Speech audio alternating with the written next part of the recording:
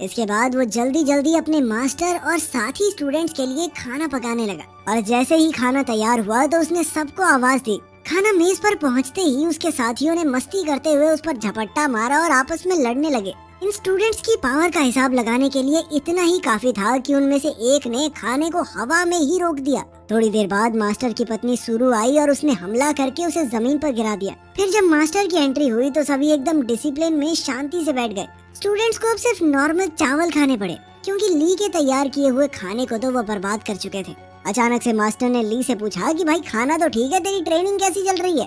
ली बड़ी खुशी से बताने लगा कि मैं पहले लेवल को बस पार करने ही वाला हूँ, जिस पर उसके साथियों ने तुरंत उसकी वाहवाही शुरू कर दी। लेकिन मास्टर को यकीन नहीं हुआ और उसने ली को आगे बुलाकर उसके शरीर की ऊर्जा को जांचने का फैसला किया। इतने सालों की ट्रेनिंग के बावजूद भी ली कुछ ही पलों में झुकने लगा। ये देखकर लीसा, जो मास्टर की बेटी है, पीछे से ली को सहारा देने लगी। लेकिन मास्टर धीरे धीरे अपनी ताकत को बढ़ा रहा था, इसलिए धीरे धीरे सभी चुपके से अपनी ऊर्जा ली को देने लगे ताकि वो मास्टर के टेस्ट में टिका रहे।